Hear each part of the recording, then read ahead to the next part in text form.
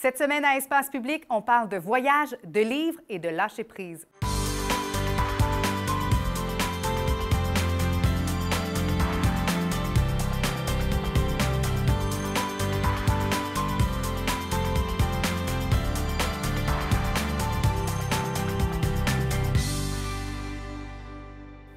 Bonsoir, bienvenue à Espace Public. Je me suis fait plaisir, en fait, cette semaine en invitant notre premier invité et surtout, il va nous aider à comprendre un concept qu'on essaie de nous faire comprendre. Puis, mon Dieu, on a l'impression finalement qu'on ne maîtrise pas grand-chose là-dedans. On va se parler de lâcher prise aujourd'hui et notre invité, Denis Carignan. Merci d'avoir accepté l'invitation. Ça me fait plaisir. C'est une notion qu'on entend beaucoup, hein? Ouais, Lâcher ouais, prise, ouais. c'est très, très, très à la mode. Ah oui. Mais là, on applique ça comment? Exactement. Qu'est-ce que c'est que le lâcher-prise? Bon. C'est pas de dire je lâche tout, là. Bien, c'est ça. Je vais donner une petite définition que j'ai trouvée à un moment donné. Je disais, lâcher prise, c'est lâcher ce qui était et accepter ce qui est. C'est difficile, ça. Ouais. OK. Et là, le mot lâcher prise, lâcher, ça laisse la confusion. Ça veut dire, il faut que j'abandonne, il faut que je me laisse faire, il faut que lâche prise, ça veut dire laisse-toi faire. Non, non, non. Il y a comme une connotation négative, Oui. on dirait. Oui. Puis, il y a une chose qui est dure à comprendre, une petite nuance. Moi, personnellement, ça m'a pris 15 ans avant Oh mon Dieu, on peut-tu faire un condensé en quelques minutes? Oui, en 2 OK. minutes. Il y a une puissance dans le lâcher-prise que je vais expliquer. C'est que, qu'est-ce qui arrive? C'est que lorsqu'il arrive, mettons, une situation très, très difficile à accepter. Mettons, on prend le cancer. Ouais. Là, on dit lâche-prise. Bien, voyons, lâche-prise. Tu ne peux pas accepter ça tout de suite parce que lâcher-prise, c'est accepter. Avant d'accepter, des fois, tu as un deuil de ce qui était avant, c'est-à-dire la santé. Donc, il va y avoir un deuil rapidement, je vais l'expliquer. Au début, c'est la négation. Tu dis, ah non, ils se sont trompés à l'hôpital. Ça se peut pas. Ben non, c'est Ouais. que- Après ça, il y a la colère. Hey, moi, je m'entraîne, je bois de l'eau, je mange du Hall-Bren. Puis mon beau-frère, lui, il fume, il fait des pipis. Puis il n'y a pas ça. Il n'y a pas ça. Là, bon. Après ça, il y a le marchandage. Bien là, si je fais une neuvaine à Saint-Anne-de-Beaupré... Peut-être que- tu sais. Après ça, il y a la dépression. Ah, j'ai le cancer. Et là, la dernière étape, c'est l'acceptation. Tu te dis, je suis pas content, ça fait pas mon affaire, mais oui, j'ai le cancer. Là, tu peux le prendre. OK. Là, tu as tout le pouvoir parce que tu acceptes qu'il est là. Tant que tu dis non, je veux pas, tu mets toute ton énergie à résister. C'est ça, la résistance amène la souffrance et la non-action qui est efficace. Mais si tu dis OK, je l'ai. Là, tu retournes voir ton médecin parce que le premier coup, tu ne l'as pas écouté. Non, non, c'est sûr, tu te vas souviens de dire, rien. ben non, tu vas dire, c'était Ouais. quoi les 3 options? A, B, C. C'est laquelle tu me conseilles? B, OK, qu'est-ce que ça prend? Telle affaire. Là, tu vas à ton travail. J'ai ça, un congé maladie. Oui, tu le prends. Là, tu t'en vas t'acheter une robe de chambre, tu t'habilles, tu t'adaptes, tu t'abonnes à Netflix, puis tu dis, je vais commencer mes traitements, Ouais. m'écouter à TV. T'es puis- comme plus dans l'action à ce c'est moment-là. ça. Le lâcher-prise, ça fait que tu acceptes ce qui est là. Et quand tu l'acceptes, la nuance, c'est que là, au lieu de résister ou réagir, tu agis.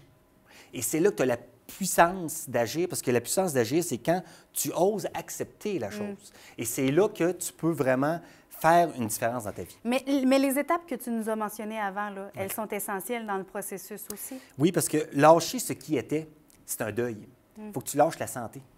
Tu sais, mettons, quand tu fais face à la maladie. Puis les deuils, c'est pas toujours quelque chose qui est quelqu'un qui est mort, là. C'est quelque chose qui était et qui n'est plus. Exemple, mes cheveux, j'ai un petit deuil à Ou qui a faire. Ils changé. étaient, ils ne sont plus. Mais c'est vrai. Comme moi, accepter que je perde mes cheveux, ça m'a dérangé parce que c'est quelque chose que je perdais.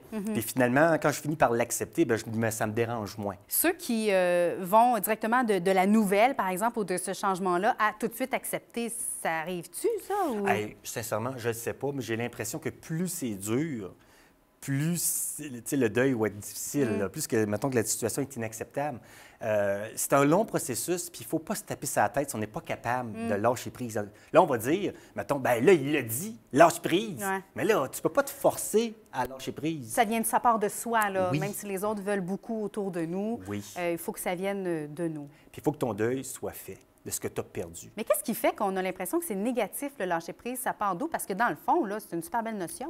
Bien, je pense que lâcher prise, c'est mal compris. Ça veut dire abandonner. Lâche prise, laisse-toi faire. C'est pas ça. C'est comme si, quand tu acceptes, exemple, la maladie, ou mettons, tu acceptes que finalement tu t'es divorcé, puis c'est un gros échec dans ta vie, finalement, tu te dis, c'est correct, je suis pas content, je suis pas fier, mais je suis divorcé. OK, tu vas arrêter de radoter là-dessus. Tu vas arrêter peut-être de te plaindre, faire la victime, puis dire, OK, maintenant, ma vie n'est pas comme j'avais prévu. c'est un deuil aussi, des fois, à l'avenir. Tout à fait. Le recul aussi, hein, on nous parle souvent de ça. Ah, prends du recul, tu vois, c'est plus facile. Mais ça fait un peu partie de ça aussi. Accepter, regarder ce qui était versus ce qu'on peut faire dans l'action. Ça tourne pas mal autour de ça aussi. Bien, ce que je vois dans le recul, des fois, là, un exemple bien simple. Mettons que tu déjeunes. Ouais. Puis là, tu as ton journal, la musique, puis là, tu penses à ta journée. Un recul, ça serait juste des fois de lâcher, mettons, ta tasse de café, te reculer physiquement, puis juste regarder où ce que tu es. Tu peux te rendre compte, wow! Parce que quand tu as un recul, tu tombes dans le présent, puis dans le présent, 99 du temps, il n'y a pas de problème. Il y a rien que ta tasse puis ton café. C'est simple. Puis il n'y a pas de ta réunion de tantôt, elle est tantôt. Fait que le recul, moi, je trouve que c'est un petit truc que moi, j'utilise de plus en plus. Des fois, dans la journée, je fais une pause de 2-3 secondes, je me recule et je regarde où ce que je suis. Je prends une respiration, puis ouf! Fait que imagine-toi si tu peux faire ça souvent, tu tombes vraiment sur terre souvent. Et là, tu nous as parlé de 2-3 secondes. Là, ceux qui disent, non, moi, pas le temps de ça, là, le recul, le lâcher prise, analyser la situation. 2-3 secondes, pas être correct, là. 2-3 secondes, c'est une révolution parce que tu arrêtes le flot infernal des pensées. L'enfer, c'est de croire à ses pensées, puis on en a 60 000 par jour. Si tu arrêtes ne serait-ce que 2-3 secondes, tu sors de la folie, puis tu peux revenir un peu plus grandé. Fait que moi, je trouve que juste arrêter aux lumières, puis mettons, aux lumières, tu sors de ta tête, tu regardes autour de toi, tu regardes, mettons, ta voiture, ou tu manges, ou souvent dans la douche. C'est un moment extraordinaire, la douche, souvent, mais le matin, tu penses à ta journée, tu n'es pas dans ta douche. Non. Fait que moi, des fois, j'arrête, wow, je suis dans ma douche, puis là, c'est extraordinaire, c'est de l'eau chaude, le savon, wow! Fait que des fois, je suis dans ma douche 2-3 secondes par matin, ça me fait du bien. Et c'est un moment privilégié, finalement, un moment qu'on prend. Pas une perte de temps, parce que souvent, on va le qualifier comme ça aussi. Hein? Bien, c'est quoi, c'est le mental, lui, c'est comme le mental, c'est comme un orgue, ça y prend plus d'idées, plus de pensées. Si tu arrêtes, c'est comme si tu fais rien, donc ça vaut rien. Mais le rien, c'est un espace. Et la vie a besoin d'espace pour se remplir de quelque chose. Et ce qui est très drôle aussi, c'est qu'on est bon pour donner des conseils. Hein? Je pourrais dire, ah, Denis, lâche prise sur cette situation-là. Prends du temps pour toi. Prends du temps pour faire des choses que tu aimes. Mais moi, est-ce que je le fais? T'sais, on est bien bon hein, envers des collègues, des membres de la famille. Puis là, on passe du temps à leur dire ça, mais pas de temps pour le faire. J'ai l'impression que ce qu'on est le meilleur pour enseigner, c'est quelque chose qu'on a à apprendre. On dirait que j'ai l'impression que l'enseignement, des fois, c'est une étape juste avant que tu puisses l'appliquer. Tu es capable de l'enseigner. Puis à un moment donné, tu comprends un peu plus. Parce qu'exemple, j'ai vu Marc Gervais, qui est un grand conférencier. J'ai vu hier qui disait, j'ai écrit un livre sur l'équilibre, je viens de me rendre compte que j'en manquais, m'en faire un peu moins de conférences. Il en fait quasiment une par jour, lui. Tu sais, il n'arrête jamais. J'ai dit, comment il fait? C'est un dieu. C'est une machine. Même lui, tu sais, il a écrit un livre, puis ça lui a permis de faire un recul. Moi, j'ai trouvé ça, wow, c'est extraordinaire. Comme un peu ce qu'on dit, ce qu'on reproche aux autres, finalement, c'est un peu le reflet peut-être de ce qui nous dérange chez nous ou quelque chose du genre. Il y a toujours un petit peu de ça, j'ai l'impression. Hein? Quelque chose qu'on remarque, c'est parce qu'il existe quelque part à l'intérieur de nous. Ça veut dire qu'on l'a exactement, mais il y a quelque chose qui, si tu le remarques, il faut que ça résonne à quelque part. Ce temps d'arrêt, cette espèce de notion où on dit « Oh non, moi, j'ai pas le temps, il faut que ça roule, l'argent, il faut que ça rentre, j'ai des dépenses et tout ça », mais on se rend compte que c'est juste des petits moments, des petits flashs qu'on a à s'offrir pour finalement peut-être désamorcer là, quelque chose qui prendrait beaucoup trop d'ampleur. Je pense que si tu n'arrêtes pas ton mental, tu peux aller jusqu'à la folie. Là. Je parle de folie, c'est pas la vraie folie, mais on court comme des fous, comme des poules, pas de tête. Si tu fais quelques pauses dans une journée, moi, je considère que c'est une révolution. Puis des fois, on dit, qu'est-ce que ça prend? Qu'est-ce que ça prend? Hey, juste faire une coupure. Puis moi, je fais ça souvent le matin et le soir. En déjeunant, je recule, je regarde. Mais de le faire physiquement, je trouve que oui, ça nous permet d'habiter en plus cette notion-là. Oui. Puis le soir, mettons qu'à 9h, à ça, j'ai découvert qu'il faut que j'arrête la TV à 9h30. Parce que moi, j'écoutais des séries. Là, je me couche, ça marche pas. Tu es comme encore là-dedans. Là. Fait qu'à 9h30, là, je m'installe, je lis un livre. Puis ce que je fais, des fois, je dépose mon livre, je regarde la maison. Et là, il y a une autre chose que je découvre, c'est dans l'immensité, bien l'immense, c'est pas immense, mais il y a une espèce d'immobilité qui devient comme remplie parce que tu la remplis avec ta conscience, parce que tu es là. Et là, tu te rends compte que, wow, souvent, c'est tout ce qu'il y a là, la paix. Et tout le temps là, il faut juste qu'on arrête, qu'on se recule puis qu'on la regarde. Prête à l'accueillir aussi. Oui, ça prend à rien pour avoir la paix. Ça prend juste que tu l'arrêtes puis tu la regardes. Tu nous avais promis de nous faire un condensé en quelques minutes des 15 années dans lesquelles tu as réussi à accepter ou en tout cas comprendre le lâcher-prise. Mais je pense que ça a bien fonctionné. Tant mieux. On te garde quand même avec nous, conférencier, auteur. On y reviendra d'ailleurs avec un livre en préparation, mais professeur aussi. Oui, j'enseigne la psychologie au cégep depuis 27 ans, cégep Beauce-Appalaches. Dans la région, donc avec Oui. des élèves, des gens qui sont venus sur nos plateaux, peut-être que tu auras à côtoyer, peut-être le cas de notre prochaine invitée. Ah. Elle est toute jeune, elle est au secondaire pour l'instant, mais elle va nous parler livres dans les prochaines minutes. Alors, restez là.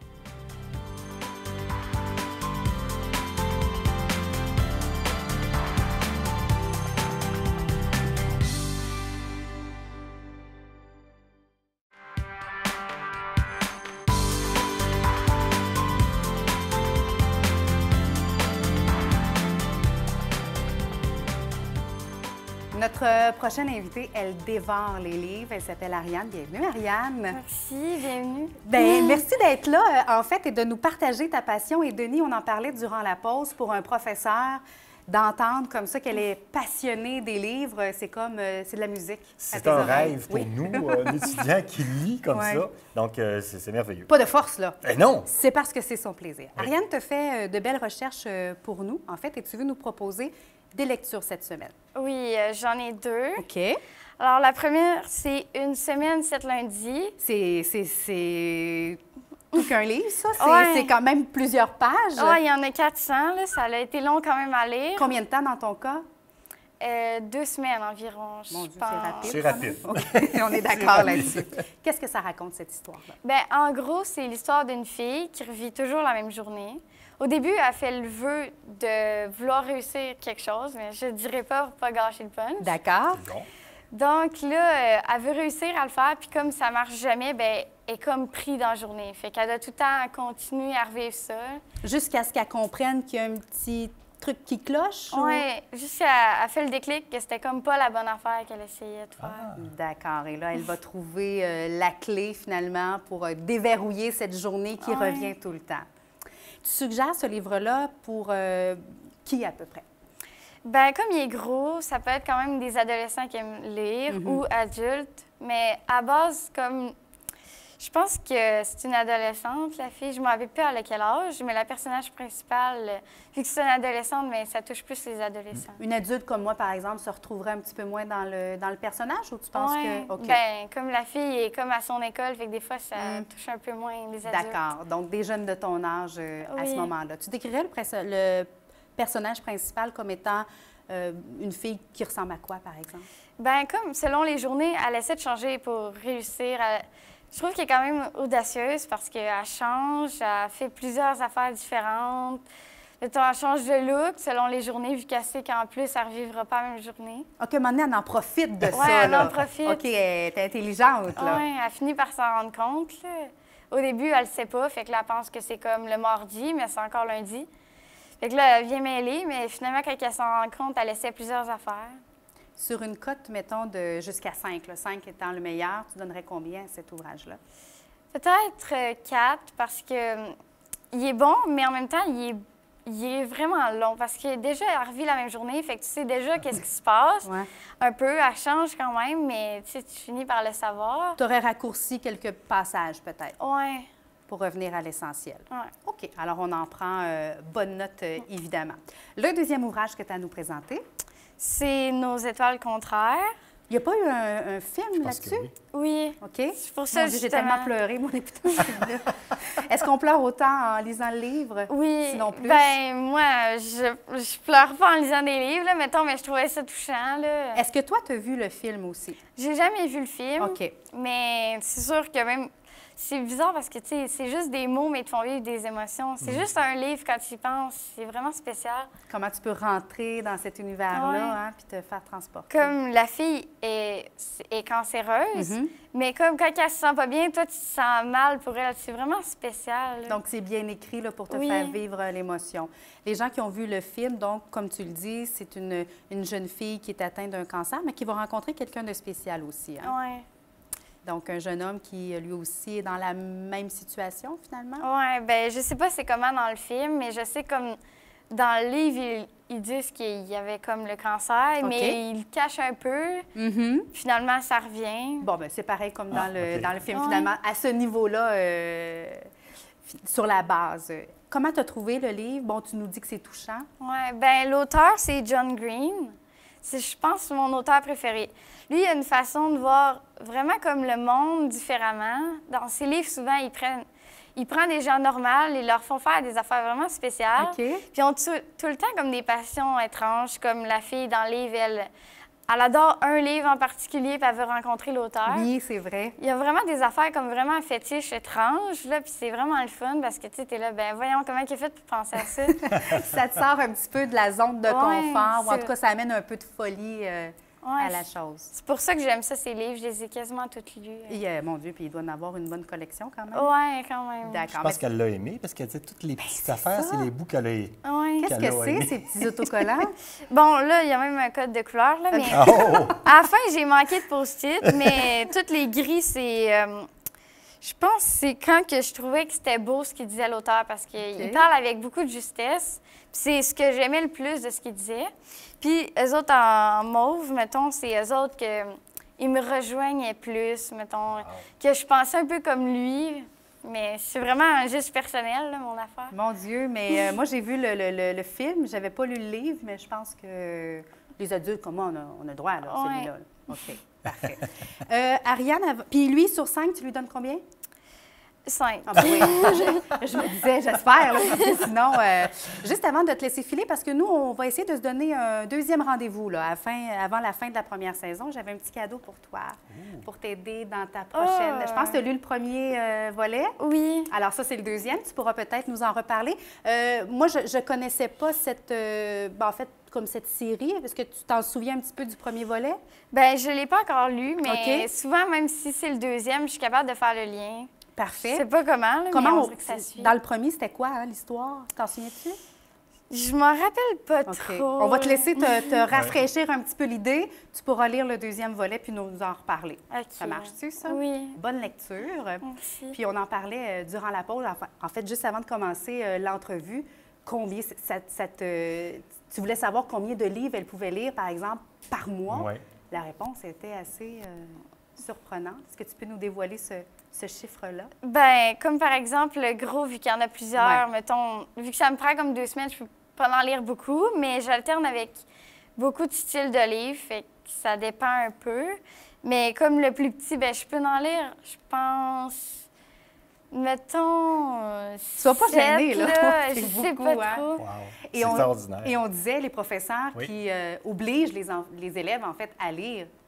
Elle n'a pas besoin. Pas besoin, hein? Puis, je dis aussi une chose, c'est un indicateur de réussite scolaire. Quelqu'un qui peut beaucoup lire et écrire, Ouais. c'est la chose de base. C'est le meilleur indicateur pour dire si on va réussir à l'école. Parce qu'à l'école, c'est des deux choses qu'il faut toujours faire. Exactement. Puis comprendre un texte, je vois qu'elle a beaucoup de vocabulaire pour son âge. à Elle fait. est très... une tête bien faite, là, on va dire. Exactement. C'est le rêve de tout professeur. Ah, ben voilà, peut-être une future élève. On sait aussi, jamais. on ne sait pas. Merci beaucoup, Ariane. On va te souhaiter une bonne et belle lecture, évidemment, pour les prochaines semaines. Et on se redonne rendez-vous très, très bientôt. Merci. On fait une courte pause. Au retour, on va parler voyage avec Chloé, qui est une habituée ici à l'émission, avec un volet un petit peu particulier, évidemment, avec ce qui s'est passé. Il y a eu plusieurs ouragans et tout ça. On va y revenir et on va vous donner des suggestions aussi de voyage avec les vacances de Noël qui s'en viennent. Alors, restez là.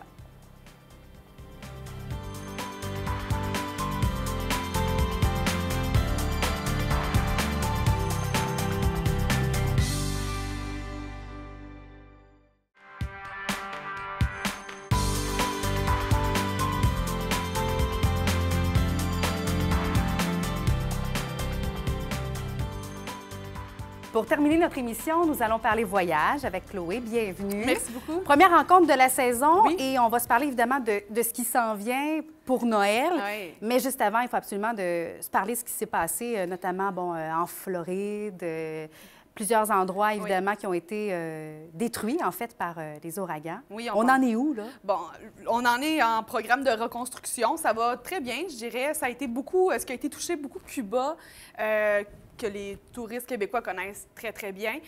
Les Keys, donc, en Floride, et Saint-Martin. L'île française de Saint-Martin a été très touchée, si bien qu'actuellement, là, on n'est même pas près de prévoir une réouverture au niveau touristique. Parce que je regardais un peu les nouvelles là-bas, on vient à peine de rétablir l'électricité partout. Ça a pris donc 5 à 6 semaines. Tu sais, vraiment, on parle d'une totalité, là. Donc, tu sais, imaginez le tourisme, on n'est pas là, mais pas du tout. Alors ça, il va falloir vraiment l'oublier. C'est dommage parce que c'était une destination vraiment, vraiment de choix. Peut-être un petit peu plus luxueuse, je dirais, qu'un Cuba, par exemple, mais quand même, ça devenait de plus en plus abordable. Alors, on va devoir attendre probablement jusqu'à au moins avril. Pour ce qui est de Cuba, bien là, ça va très bien, je vous dirais. C'est sûr que quand des gens comme les Cubains vivent de tourisme, on s'affaire à vraiment... C'est important que ça reprenne. Là. Ouais. Alors, donc, Varadero, c'est quasiment revenu à 100 %. Il y a à peu près 5 hôtels là, où on dit vers 1er, 2 décembre, où on recommencera à réouvrir, mais le reste, c'est super bien. Pour ce qui est des Cayos, donc Cayo Coco, Cayo Santa Maria, c'est un petit peu plus difficile parce qu'en fait, les aéroports ont été affectés. Là, c'est revenu bien, mais il y a plusieurs routes d'importance parce que, tu sais, les Cayos, c'est ça, hein, c'est des petites îles un peu comme des Keys qui sont seules. Alors, souvent, les ponts sont affectés, l'électricité, c'est plus long à revenir. Alors là, encore, c'est du cas par cas. Je pense que je pourrais vous dire, sans trop me tromper, là, fin novembre, on va commencer à en reparler, mais les gens, les touristes, en fait, sont très, très, très... en fait, ils ont peur un peu. Là, je comprends. Un petit peu réticent par rapport à ça. Exact. Des gens qui ont eu à prendre des décisions aussi importantes dans le sens, bon, mais qu'est-ce qu'on fait? Est-ce qu'on reporte un voyage? D'ailleurs, Denise, c'est ce qui est arrivé, là. Bien, mon agente de voyage m'a dit, t'es mieux de ne pas y aller. Puis justement, dans la semaine, il est arrivé, je ne sais plus lequel, il y a eu tellement. Là. Puis ça a été à l'endroit où j'étais. C'était au mois de... Septembre. Il y a eu début septembre. Ouais, c'est ça. Mais c'est ça, il y a plusieurs touristes qui ont dû annuler complètement justement leur voyage ou encore ils ont été relocalisés ou rapatriés. Mais c'est une question de sécurité. Absolument. Tu sais, dans ce cas-là, quand on parle de rapatriés, ils n'ont pas eu le choix du tout. Là. Le matin, ces touristes-là se réveillaient puis, bon, ils recevaient une lettre en disant « Faites vos valises, on s'en va ». Moi, j'ai des clients qui ont resté 36 heures là, à quelque part. Ouais. Dans ce cas-là, il y a des compensations qui sont offertes et si ça a été votre cas, c'est sûr que vous savez ce qui s'en vient. Oui, c'est réglé, là, ou en tout cas presque mais c'est plus au niveau des touristes qui devaient partir, par exemple, début octobre, bien là, des fois, ça a été annulé ou encore reporté, mais les voyagistes se sont, je vous dirais, grosso modo, très bien tirés d'affaire. Et là, j'imagine que les gens qui t'appellent, par exemple, ou qui prennent contact avec leur agent de voyage, la discussion n'est pas la même dans le sens où je veux partir, mais là, je pars où? Et là, les gens se disent, bon, ben là, c'est détruit partout. J'ai l'impression qu'ils n'ont pas le résultat, ou en tout cas, où on en est présentement dans la situation. C'est assez difficile, je vous dirais, pour le commun des mortels, d'avoir de l'information à destination. Nous, on est là pour, justement, aider les gens qui posent des questions. Parce que, quasiment, pour vrai, presque à chaque semaine, mais en fait à chaque jour, on reçoit une alerte d'un représentant d'un grossiste là, qui nous dit, bon, mais voici ce qu'il y en est pour tel hôtel, et il nous envoie des photos à l'appui. Ça nous permet vraiment de pouvoir relayer l'information adéquatement, parce que sinon, c'est vrai, puis c'est normal que ce soit angoissant, en fait, pour un touriste. Alors, il y en a plusieurs qui vont tenter de trouver une solution de rechange. Le Mexique est très populaire actuellement. Parce que ça a été épargné. La Jamaïque, même chose.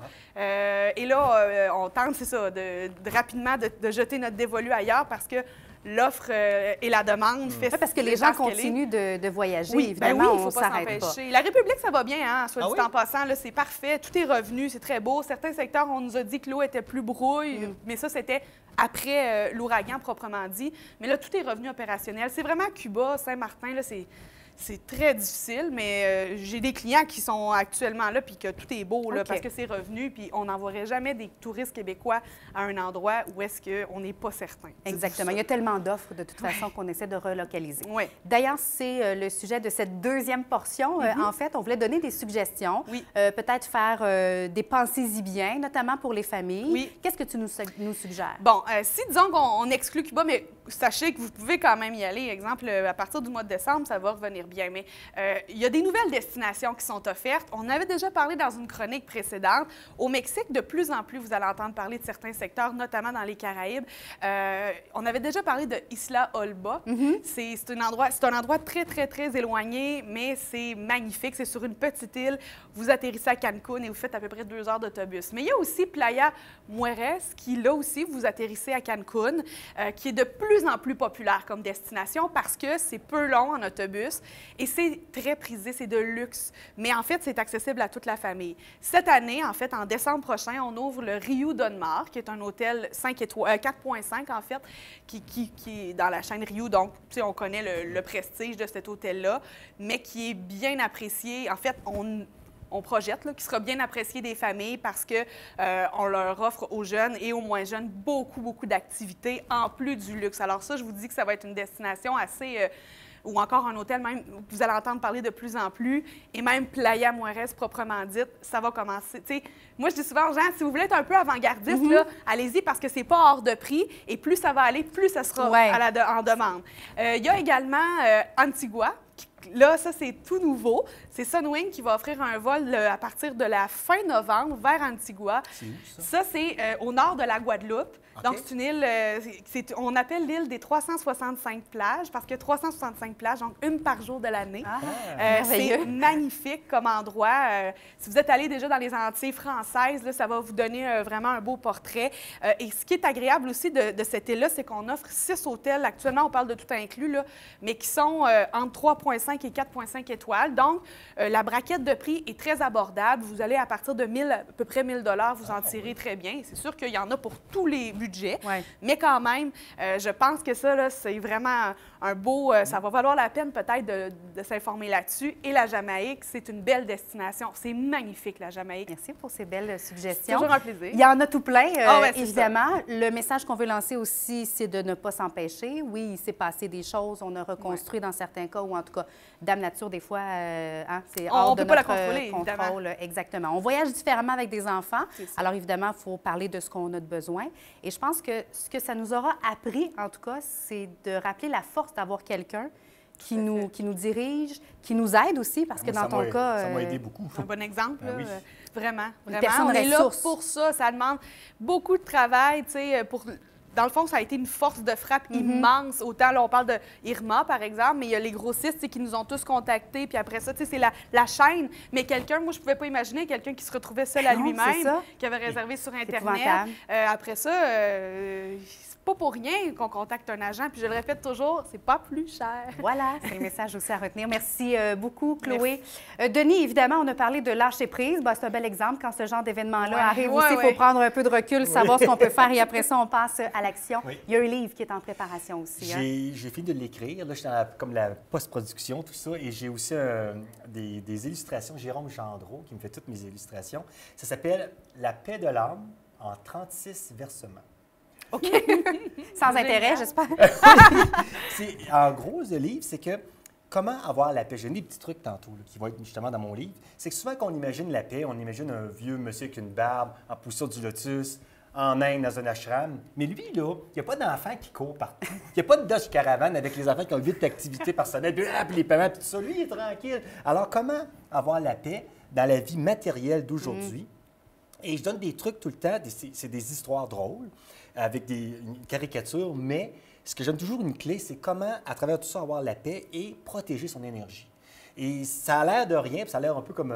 c'est humoristique, mais c'est vraiment basé sur le livre de Eckhart Tolle, Le pouvoir du moment présent, puis depuis 15 années de réflexion, tous mes trucs qui marchent pour moi, tu les partages avec nous. Je les partage, mais à l'aide d'un exemple. Moi, c'est ça ma force. Il y a toujours un exemple ou une tranche de vie drôle, puis à la fin, il y a une clé. Alors, ce livre-là va sortir avant les fêtes, je ne sais pas encore exactement, mais je vais faire la conférence tirée du livre, la conférence qui s'appelle « La paix de l'âme en 36 versements », le 20 novembre à 19h30 au Cégep Beauce-Appalaches. On peut aller sur ma page Facebook, Denis Carignan, conférencier, et tous les détails vont être là. Très bien, on va suivre ça, évidemment, et on va prendre les trucs aussi, oui, il y a plein de petits trucs fun. En tout cas, moi, j'aime ça.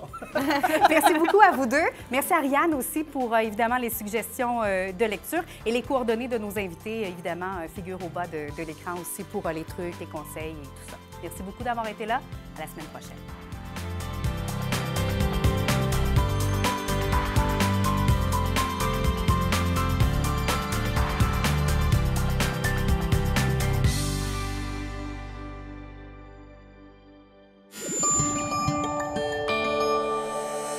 Nous TV, fiers de faire rayonner notre communauté.